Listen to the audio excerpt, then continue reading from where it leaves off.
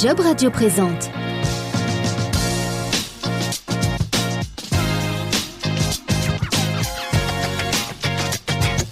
Superfast, un podcast avec Julien Doza.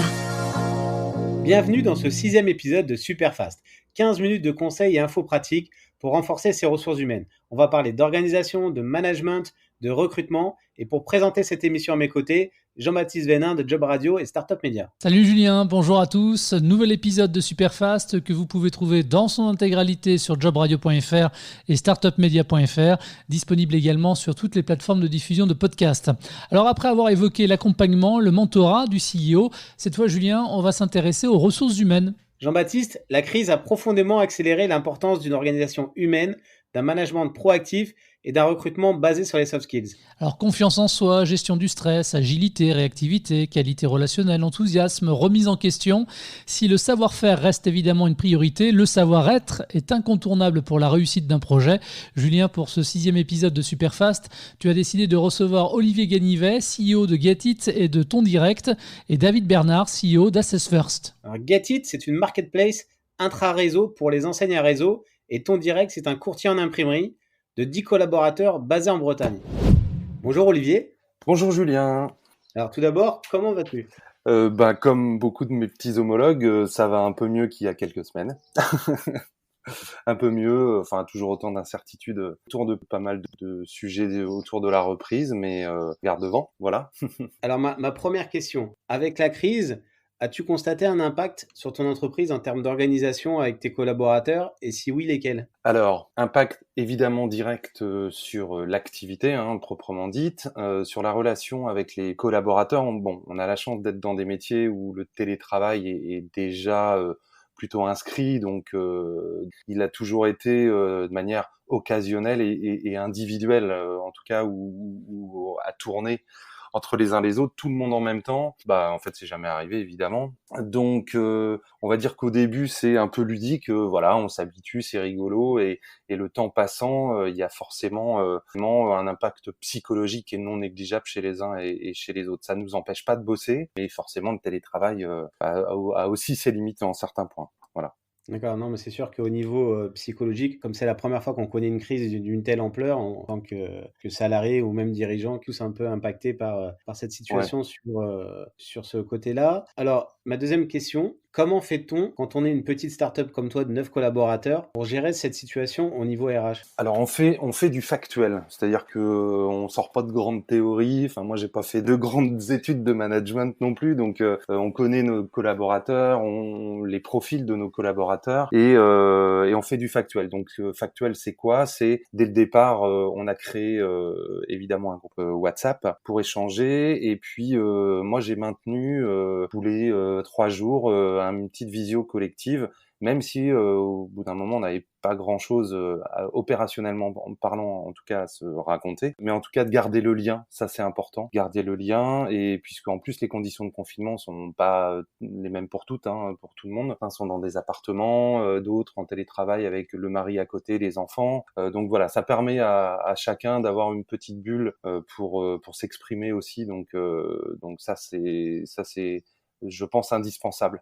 En tout cas, c'est comme ça qu'on l'a fait, c'est comme ça qu'on l'a vécu, et je pense que ça permet à tout le monde, et à moi d'ailleurs aussi, de garder cette énergie, si petite soit-elle, mais de la garder quand même, et de ce petit fil entre nous. Tu as raison de garder cet optimisme, parce que c'est l'optimisme aussi qui fait avancer l'entrepreneur et l'entreprise. Et j'avais une question du coup pour compléter la précédente. Ouais. Tu as mis en place une enquête auprès de tes collaborateurs, c'est ça ? Oui, tout à fait. En fait, je bosse moi, alors à la fois personnellement et pour l'entreprise, avec quelqu'un qui s'appelle Gilles Serrault, qui est, il se nomme lui-même provocateur de performance. J'aime beaucoup le terme. Il est conférencier également, donc je vous invite d'ailleurs à aller sur son site gilles-serrault.com, parce que ce qu'il fait, je trouve très passionnant. Et j'en reviens à mon propos de tout à l'heure. C'est des choses très factuelles et très concrètes. Donc ça parle inévitablement à tout le monde, à des petites, des moyennes, des grosses boîtes, peu importe. Et donc en fait, on a bossé avec Gilles à son initiative du reste. reste, sur un petit questionnaire qui avait alors un double objectif. Le premier, me concernant moi, chef d'entreprise, c'était de réduire un peu les impacts négatifs psychologiques de toute cette période, permettant à chacun de s'exprimer et de poser des mots peut-être sur des sentiments évidemment nouveaux d'une période que personne n'avait prévue. Et puis et surtout, ça permet en fonction des retours de construire l'après ou le redémarrage en tout cas en toute connaissance de l'état psychologique, de l'état de degré de motivation de tout à chacun dans l'équipe. Donc ça, c'est le premier objectif me concernant moi. Et puis le deuxième qui était hyper intéressant et c'est le premier effet d'ailleurs que j'ai constaté, c'est juste le fait d'avoir la démarche de leur envoyer un petit questionnaire en leur disant écoutez, voilà une petite liste de questions, mais votre avis, votre état d'esprit aujourd'hui m'intéresse moi parce que j'ai besoin de vous pour que la reprise, le redémarrage se fasse. Ça va être tous ensemble, c'est pas moi Olivier tout seul de mon coin qui vais penser tout seul, c'est vous aussi qui allez m'aider à ça. Rien que ça les implique énormément. Du coup, on est déjà dans une étape de management qui est particulièrement intéressante. Et puis après, le retour que chacun m'en a fait, puisque là j'ai eu les retours de tout le monde, il est extrêmement riche. Alors on n'apprend pas forcément des choses de dingue, mais il y a des petites clés qui me permettent à moi de construire une réunion de rentrée et je sais exactement où chacun en est dans sa tête, dans ses envies. Globalement, les retours sont extrêmement positifs sur la vision collective que chacun peut avoir pour demain, sur le positionnement de l'entreprise, sur la communication, même entre nous, c'est important. Voilà, donc ça renvoie en fait une image hyper positive à la fois du dirigeant envers ses collaborateurs, et puis ça renvoie une somme d'informations de chaque collaborateur vers moi, chef d'entreprise, pour préparer la suite. Mais du coup, ça permet de viser juste aussi pour la suite et de pas être parti moi dans mes délires en disant OK, dès le premier jour de la reprise, les enfants, on y va, il faut faire du chiffre et tout. Non, on n'est pas là-dessus. C'est comment tous ensemble, on va réussir à construire le fait que la boîte va repartir et va faire du chiffre. Le chiffre ne sera que la conséquence en fait de cet échange entre nous et de ce début d'échange grâce à ce questionnaire. Tu fais bien de le rappeler parce que c'est vrai que nos entreprises et nos startups en particulier vont devoir gérer l'après-confinement. Et le fait de construire ensemble avec les équipes, je pense, ça prend tous ensemble. C'est ça. Ouais, exactement. Si je prends par exemple les quelques questions qui sont vraiment des questions simples, c'est comment tu vis cette période, enfin, je veux dire sur l'état psychologique, comment tu vois la reprise, quoi tes objectifs à toi perso dès la reprise,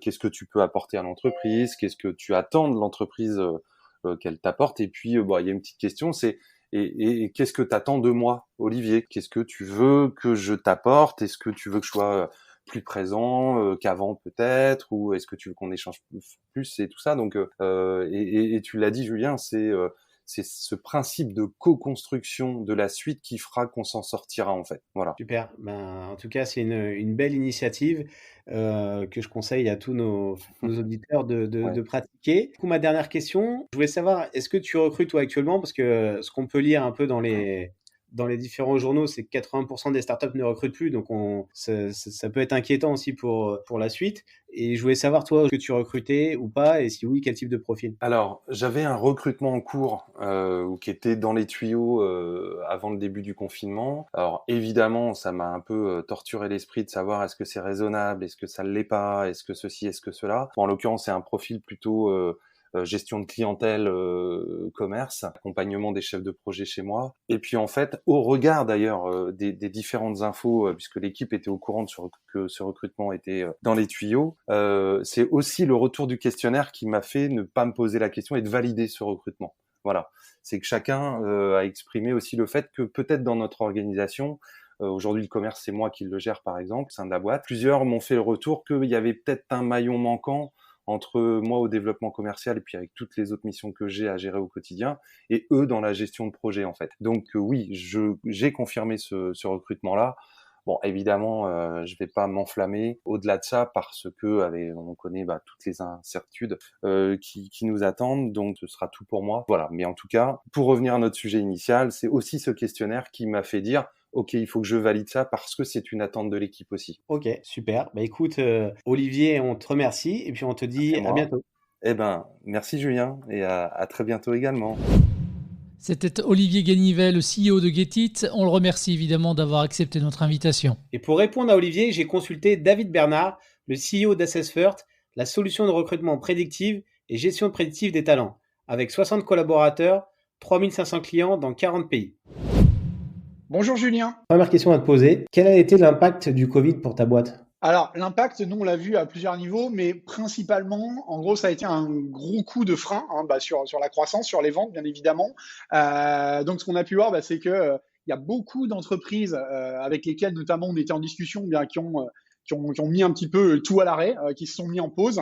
Donc, on a eu un gros coup de frein du coup sur les ventes, pas spécialement sur les renouvellements de licences, parce que nous on a la chance d'être sur un modèle par abonnement, un business model par abonnement. Donc, on a beaucoup de ventes qui se font sur 12, 24, 36 mois. Donc ça, il n'y a pas eu trop de soucis, mais c'est plutôt dans le cadre de l'acquisition de nouveaux clients. Donc voilà, comme je te disais, beaucoup de boîtes à l'arrêt, ça réfléchit. Alors les RH, ce qui est intéressant, c'est que là, du coup, elles ont peut-être plus de temps pour s'intéresser à de nouvelles approches. Donc on voit beaucoup de nos clients, enfin de nos prospects qui sont dans une phase de réflexion sur leur process, qui prennent le temps de remettre un petit peu tout à plat. Mais voilà, nous, ça s'est surtout senti sur les ventes qui ont été mises un peu à l'arrêt, quoi. D'accord. Et toi, concrètement aussi, au niveau RH pour ta boîte, parce que tu as quand même plus de 60 collaborateurs, ça Ouais. s'est passé comment ?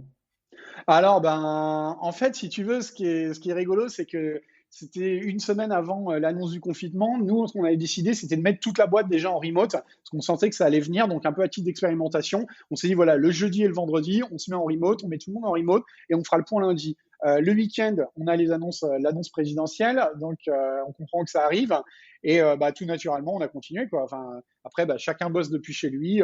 Si tu veux, l'une des chances qu'on a, c'est que nous, on était déjà habitués à travailler un petit peu comme ça. Alors bon, c'est pas tout le monde dans la boîte, mais on avait quelques-uns des collaborateurs, collaboratrices qui étaient déjà même en full remote. On en avait pas mal qui prenaient 1, 2, voire 3 journées par semaine de temps en temps. Donc on était quand même assez préparés. Qu'est-ce que tu pourrais dire du coup à des startups qui font face aujourd'hui à la crise sur ces questions des ressources humaines ? Le conseil que je leur donnerais, il y en a deux. Le premier, c'est de bien organiser le travail des uns et des autres. Il y a certaines entreprises qui sont très à cheval justement sur la gestion par objectif, la définition des OKR, les objectifs key results, d'autres qui le sont beaucoup moins. Ce qu'il faut savoir, c'est que quand tu travailles à distance, ça devient hyper important. Enfin, tu peux pas te retrouver avec des collaborateurs à un moment donné qui se demandent ce qu'ils ont à faire, qui savent pas vraiment ce qui est attendu d'eux. Donc, bien définir, si ça n'a pas été fait avant, en profiter peut-être pour refaire une définition hyper précise sur les objectifs de chacun, que chacun sache ce qu'il a à faire. Le deuxième point, c'est plutôt d'un point de vue managérial, faire très attention à tout ce qui a trait à la communication, au management, c'est-à-dire que le management, il a vraiment un rôle clé, c'est de maintenir le lien avec les équipes, faire des points réguliers, s'assurer également que tout le monde va bien, parce que le remote, il y a des personnes qui sont très à l'aise avec ça, d'autres beaucoup moins. Donc, c'est vraiment pas oublier de faire du lien, faire des petits check-in de temps en temps, s'assurer que tout se passe bien pour les uns et les autres. Enfin, je te parle de ça notamment parce que nous, on a beaucoup travaillé sur cette question du remote et comme on est spécialiste de la prédiction au travail, de la prédiction des comportements au travail, on a étudié notamment qu'est-ce qui fait qu'une personne va avoir plus ou moins de facilité à travailler justement à distance. Et on a même créé un modèle, si tu veux, tu peux évaluer par exemple le collaborateur en interne et tu as un pourcentage d'adéquation qui va dire la probabilité pour que ça se passe bien en gros avec cette personne dans un travail à distance. Et tu as vraiment les deux aspects, tu as toute une partie liée à l'autonomie, la capacité à s'organiser de manière assez indépendante, même si bien évidemment tu as des directives. Et la deuxième, c'est sur le côté relationnel, parce qu'on n'a pas tous les mêmes besoins. Il y a des personnes qui aiment être au milieu de l'open space, qui ont besoin d'être en relation très régulièrement avec les uns et les autres. Donc pour elles, ça va peut-être être un peu plus compliqué. Donc là, ça te permet d'identifier celles et ceux auprès desquels il faudra être un petit peu plus présent, et puis d'autres personnes qui vivent plutôt ça assez facilement. D'accord. Et pour rebondir sur la question du remote, est-ce que tu penses que ça a changé l'organisation du travail ? Parce que c'est vrai que c'était pas forcément quelque chose qui était mis en place dans toutes les entreprises pour l'ensemble des collaborateurs. Et d'ailleurs, je suis pas sûr que ça soit valable aussi pour l'ensemble des collaborateurs, mais est-ce que tu penses que ça va changer l'organisation du travail, du coup, cette nouvelle forme? Bah, si tu veux, je vais caricaturer un petit peu, hein, mais en gros, tu avais deux mondes, quoi. Tu as des boîtes qui étaient passées justement en remote, qui considèrent que voilà, ça fait partie du nouveau monde, de la nouvelle façon de travailler. Ça te permet aussi, quelque part, faut pas oublier, hein, quand tu acceptes le remote et que tu le promeus dans ton entreprise, ça va te permettre aussi de toucher des talents où qu'ils soient. Par exemple, si ta boîte est basée à Paris et que tu as des difficultés à recruter des développeurs, peut-être que tu vas trouver un développeur, j'en sais rien, moi, qui va être à Nice, à Biarritz ou à Metz, et donc ça te permet de toucher beaucoup plus de personnes. Et puis, tu avais les entreprises en fait qui hésitaient, voire qui étaient à recourir au remote, voire qui étaient très méfiantes par rapport à ça. Je pense que ce que ça change, là, on est obligé d'y aller. Si tu veux, ça change la posture aussi que tu as en tant que manager, en tant que chef d'entreprise. C'est-à-dire qu'à un moment donné, tu es obligé de faire confiance. Tu vois ce que je veux dire? Ça, pour moi, c'est la chose numéro un. C'est-à-dire faire confiance aux gens, de se dire, OK, si tu es dans une approche un peu command and control, dans le cadre du management, en te disant les gens, c'est par définition, ils foutent rien, faut être sur leur dos, sinon ils vont essayer de m'arnaquer, d'en faire le moins possible. Tu peux pas, ça peut pas marcher en fait. Ouais. En plus, c'est très franco-français. Hein. Ouais, c'est très franco-français. Après, ça tient aussi à l'organisation de notre territoire. Hein. C'est très centralisé. La France, il y a beaucoup de choses qui se passent à Paris. Tu vois des pays comme les US, par exemple, qui sont avec un territoire qui est énorme. Tu as énormément, plus le coût du travail, par exemple, que tu peux avoir de chaque côté des côtes, hein, que ce soit dans la Silicon Valley ou à New York, par exemple, ça coûte tellement cher que tu es obligé à un moment donné, il y a de plus en plus de boîtes qui recrutent des personnes dans d'autres villes des États-Unis. Donc, ils ont cette tradition de travailler beaucoup plus à distance que nous, clairement. Et comment tu imagines le futur après le confinement? Comment j'imagine le futur? Si tu veux, moi, je pense que ce qui va se passer, en gros, c'est que il va y avoir un recours, à mon avis, qui va être de plus en plus récurrent, hein, à ce remote. Il y a beaucoup de gens qui ont fait l'expérience de pouvoir justement travailler à distance. Tu te rends compte que c'est beaucoup plus agréable. Tu n'as pas besoin forcément de te taper 1 heure aller, 1 heure retour le matin pour aller au boulot, peut-être parfois plus dans certains cas. Tu peux t'organiser un peu comme tu veux. Tu n'es pas forcément interrompu non plus toutes les 5 minutes quand tu es en train de travailler. Après, ça va nécessiter quand même de faire certains ajustements. Comme je te disais déjà, c'est un retournement du mindset, hein, c'est-à-dire accepter de faire confiance aux uns et aux autres. C'est aussi formaliser certaines choses, c'est-à-dire tous tes process, c'est-à-dire que quand tu travailles tout le monde réuni dans un open space, si tu as une question, par exemple, tu es nouveau, tu viens d'arriver dans la boîte, si tu as des questions, tu peux te retourner, demander à ton collègue, solliciter ton manager, ils sont là. Tu as forcément quelqu'un qui va être dispo pour te répondre. Quand tu es en remote, quand tu es isolé, c'est moins le cas. Donc, si tu n'as pas formalisé les bonnes pratiques, les bonnes manières de faire le job, si tu n'as pas créé des centres de ressources où les personnes peuvent obtenir immédiatement des réponses aux questions qu'elles se posent, forcément, c'est plus compliqué. Donc, il y a un effort de formalisation. Et puis après, ça nécessite aussi le remote une certaine rigueur, hein, quand même. C'est-à-dire que, ne serait-ce que dans la gestion, par exemple, des réunions, de la même façon, tu fais une réunion dans une boîte où tout le monde est présent physiquement. Voilà, même si tu as 5 minutes de retard, c'est pas gênant. Là, si tu as 7 personnes qui sont en train d'attendre derrière leur ordi que le manager arrive, par exemple, c'est un peu plus gênant. C'est un peu plus gênant, c'est sûr. Ouais, clairement. Du coup, si on pose la question du bonheur et de la relation au travail, on le verra sûrement lors de l'après-confinement. Oui. Comment tu appréhendes la question pour ta boîte et quels conseils tu pourrais donner à nos auditeurs? Si tu veux, c'est assez clair. Hein. Pour moi, en fait, l'après, il va pas. Enfin, c'est pas la veille ou l'avant-veille qu'il va falloir y penser. En fait, c'est au quotidien, maintenant, que tout se joue. C'est-à-dire que quand je parlais, par exemple, de conserver le lien avec les uns et les autres, ça c'est hyper important. Si tu veux, par exemple, nous, on a mis en place, enfin, on avait déjà en place un Slack. Typiquement, par exemple, à chaque fois qu'il y a un contrat qui est signé, d'autant plus pendant cette période où les ventes se font un peu plus rares, hein, faut l'admettre. Quand tu as des succès, par exemple, d'entreprise, nous, on a des channels, donc c'est par exemple, il y a un qui s'appelle Hunting Board, où chaque fois qu'il y a une signature, le sales, il va poster le logo du client, il va expliquer un petit peu le projet, mais en 2 mots, tu vois. Et en fait, tout le monde, toute la boîte va pouvoir voir que, non, c'est pas complètement à l'arrêt. Après, les gens vont pouvoir liker, mettre un commentaire, des choses comme ça. Donc ça va permettre de continuer à célébrer les succès. Également, dès qu'il y a des mises en prod, des choses comme ça, pareil, on a un channel release. Enfin, c'est continuer à créer une communauté, une vie en communauté dans la boîte. On a également, de manière peut-être plus informelle, créé des apéros en ligne. Tu sais, on se met sur Zoom, chacun sort une bière. Ça a l'air de rien. Tu peux te dire, ouais, les gars, ils sont là, chacun avec leur verre à 300 km l'un de l'autre, les uns des autres. Mais en fait, non, c'est ultra important. C'est-à-dire que ça permet de conserver ce lien, d'être pas simplement sur la sphère boulot entre guillemets, mais aussi d'avoir ce lien un peu plus intime, un peu plus émotionnel, qu'il est quand même beaucoup plus facile d'avoir, faut pas se mentir, quand les gens sont dans la même pièce, quoi. Ouais. Donc du coup, oui, ça permet il faut mettre en place ce genre de choses. Ouais. C'est sûr. Et du coup, une de mes dernières questions, au niveau du recrutement, ouais.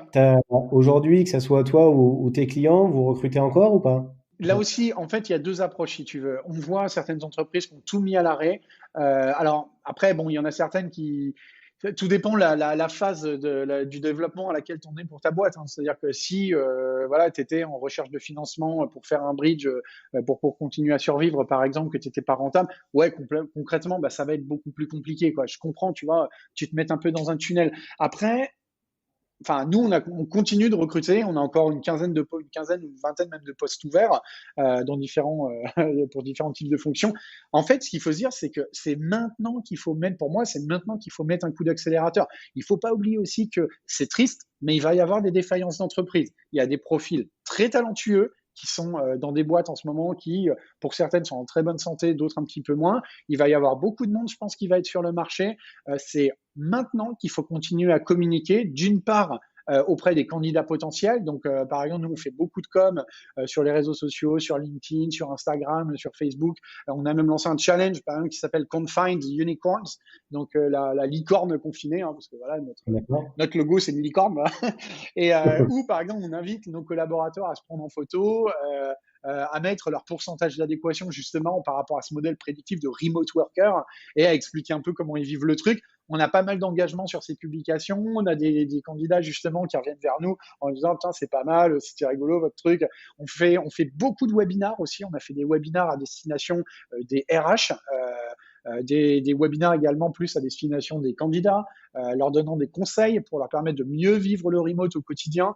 Donc, si tu veux, c'est maintenant qu'il faut chouchouter ses candidats, ses clients, ses prospects, et surtout, pas attendre d'être à la sortie du tunnel pour se réveiller et se dire, tu sais, un peu groggy, se dire, bam, bam, j'ai l'impression d'avoir vécu un mauvais moment, de m'être fait malmener, et qu'est-ce qu'on va faire maintenant? Non, vraiment, c'est maintenant que l'après se construit, et même par exemple dans le développement de nouvelles fonctionnalités, tu vois, sur tes produits, des choses comme ça, pas hésiter peut-être à retoucher un petit peu la roadmap. L'idée, c'est pas de changer de cap complètement, de casser ta roadmap.